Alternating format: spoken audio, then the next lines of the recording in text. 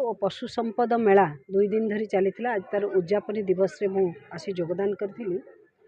विशेषकर नयगढ़ विभिन्न ब्लॉक एवं विभिन्न ग्राम पंचायत रे किभली पशु संपदर जत्न निया जाई परिबो, सुरक्षा करा जाई परिबो एवं तार संवर्धन करा जाई परिबो।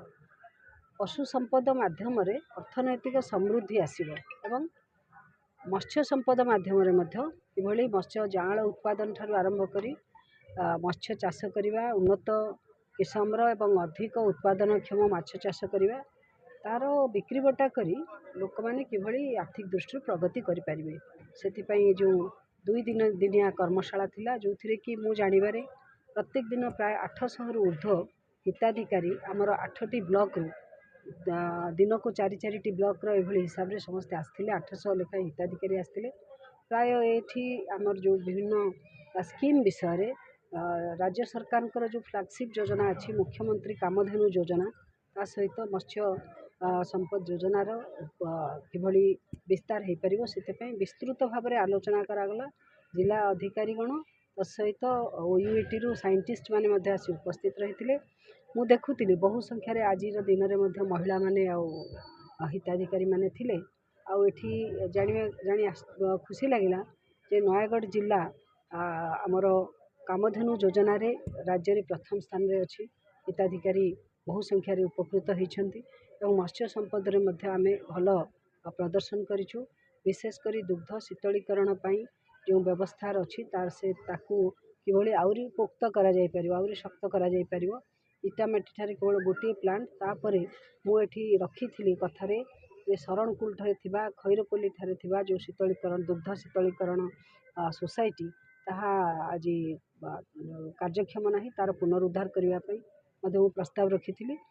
मोटामोटी भाव में कहवाक गले मनीषटीए जदि आत्मनिर्भर होगा चाहिए ताहले तापाई निज पारंपरिक वृत्ति सहित जदि जोड़ी दि जाओ ताहले सी अति सहजरे से कथा शिखिबा सहित आउ काम करि।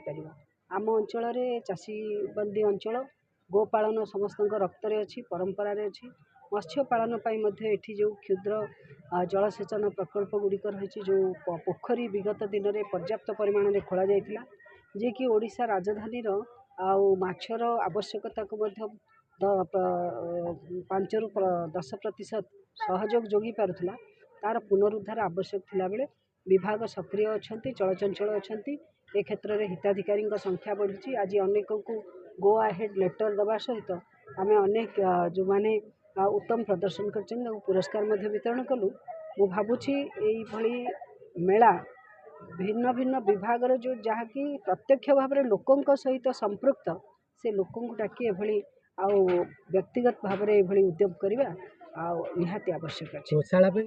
प्रकाश कुमार त्रिपाठी, जिला मत्स्य अधिकारी नयगढ़। मुख्य लक्ष्य रही जमी तृणमूल स्तर में प्रत्येकटी लोक मत्स्य और प्राणी संपद विकास विभाग में कार्यकारी होता विभिन्न योजना एवं कार्यक्रम संपर्क में से सचेतन हे, जद्वारा कि से पेशा को यही फिशरी सेक्टर एवं एआरडी सेक्टर जो मत्स्य क्षेत्र और प्राणीपालन क्षेत्र में जमी से निजक पेशा कर निजर अर्थनैतिक प्रगति हासिल करें। यही क्रम ए वर्ष प्रथम थर में प्रथम गत मसरे ब्लॉक स्तरीय मत्स्य प्राणी संपद मेला है। सेटा सरिया पर बर्तमान डिसेम्बर 15 जिला स्तरीय मत्स्य प्राणी संपद मेला आयोजित होती। यही क्रम आम गत काली ठारू ये 2 दिनिया मत्स्य प्राणी संपद मेला नयगढ़ 2025 आरंभ होता। आज तार उद्यापन दिवस। गत काली 800 रु ऊर्ध्व चाषी आसते, आज 800 रु ऊर्ध्व चाषी आसी। उभय दिन आम मत्स्य विज्ञानी और प्राणीपालन विशेषज्ञ सहित फार्मर मानकर इंटराक्शन है।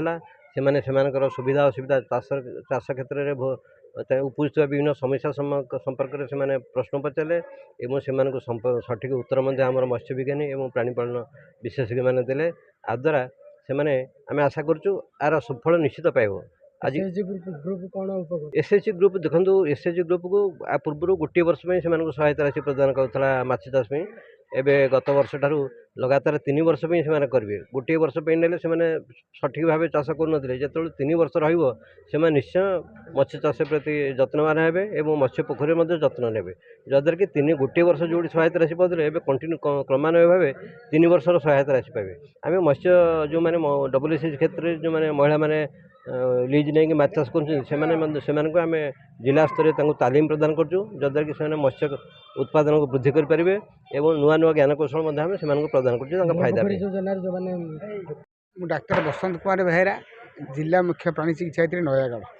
କ'ଣ କହିବେ ମେଳାର ମୁଖ୍ୟ ଉଦ୍ଦେଶ୍ୟ ହେଉଛି ଯେ ଆମର ସରକାରଙ୍କର ଲୋକାଭିମୁଖୀ କାର୍ଯ୍ୟକ୍ରମ ତୃଣମୂଳ ସ୍ତରରେ ପହଞ୍ଚିବ ଏବଂ ଲୋକମାନେ ଏହି ଯୋଜନାକୁ ଆପଣେଇକି ତାଙ୍କର ଆୟ ଦ୍ୱିଗୁଣିତ କରିବେ, ଯାହାଫଳରେ ଆମ ରାଜ୍ୟର ଦେଶର ଅର୍ଥନୈତିକ ବିକାଶ ହେବ। ପ୍ରାଣୀ ସମ୍ପଦ ଉପରେ କ'ଣ କହିଛି ବହୁତ ଯୋଜନା ଆପଣ କହିଛି, ସ୍କିମ୍ରେ କହିଥିଲି। ବର୍ତ୍ତମାନ ମେନ୍ ପ୍ରୋଗ୍ରାମ୍ ହେଉଛି ଫ୍ଲାଗସିପ୍ ପ୍ରୋଗ୍ରାମ୍ ହେଉଛି ମୁଖ୍ୟମନ୍ତ୍ରୀ କାମଧେନୁ ଯୋଜନା, ଯେଉଁଥିରେ 70% ସବସିଡ଼ି ଅଛି ଏବଂ ଏହି ଯୋଜନାରେ ବହୁତ ଲୋକ ଚାଷୀମାନେ ଏହାକୁ ଆପଣେଇଲେ ବହୁତ ଲାଭବାନ ହେବେ। ଯେଉଁ ସମର୍ଥନ କରାହେଇଥିଲା ସେମାନେ ଗୋପାଳନ କ୍ଷେତ୍ରରେ ଏବଂ କୁକୁଡ଼ା ପାଳନ କ୍ଷେତ୍ରରେ ଏବଂ ଘାସ ଚାଷ ବିଷୟରେ ବିଭିନ୍ନ ଉପାୟରେ ତାଙ୍କୁ ସମ୍ବର୍ଦ୍ଧନା କରାଯାଇଥିଲା। ଆଉ 4 ଜଣ ଫିସରୀରୁ 4 ଜଣ ଭେଟନାରୀରୁ ସମ୍ବର୍ଦ୍ଧନା ପାଇଥିଲେ।